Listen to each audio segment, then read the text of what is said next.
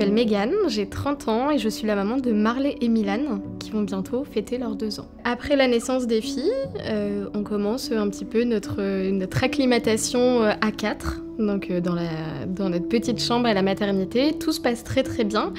Et au bout de quelques jours, on nous dépose une documentation qui nous parle de dépisma, donc une étude expérimentale sur le dépistage de l'amyotrophie spinale. On accepte, évidemment, puisqu'on se dit bon bah faisons avancer la science.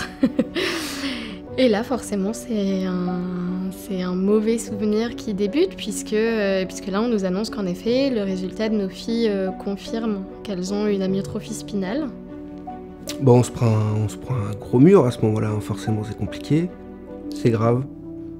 Faut faire des tests en plus pour savoir de quel type, pour après savoir si on pourra avoir un traitement ou non, mais qu'il existe un traitement, une solution. Et là, le deuxième coup de massue, puisqu'elles ont une amyotrophie spinale de type 1, c'est-à-dire une des formes les plus graves, qui implique, dans certains cas, le décès des enfants avant 2 ans. Le traitement consiste, alors là je vais utiliser des termes je vais vulgariser, le corps médical me tombera peut-être dessus, mais voilà, pour résumer, la thérapie génique c'est le fait de remplacer le gène défaillant ou manquant. On est en train de nous dire que on va fabriquer finalement un gène qu'on va réinjecter et qui va tout réparer. C'est juste... difficilement imaginable, finalement, pour quelqu'un, je pense, qui est même pas du domaine médical ou autre, c'est du futur, tout simplement.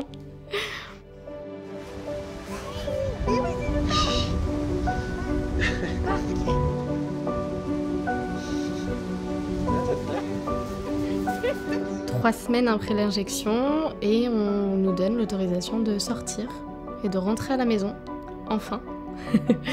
Et de recommencer notre vie, là où on l'avait plus ou moins laissé. Allez, tu prends comme ça ? Mimi ? Oui ! Aujourd'hui, c'est assez dingue parce que voilà, une amyotrophie spinale de type 1, l'espérance de vie c'est 2 ans. Aujourd'hui les filles elles ont 2 ans, elles marchent, elles courent partout. On n'a plus de poids sur les épaules, on n'a plus on aura toujours cette hypervigilance de regarder comment est-ce qu'elle se développe, et ça je pense qu'on l'aura vraiment toute notre vie maintenant. Mais voilà, on a un petit peu ce truc de ok, là c'est bon, on reprend notre vie normale, sans tout le reste, sans médicaments, voilà, juste nous 4, c'est tout. Merci, c'est un tout petit mot, mais ouais.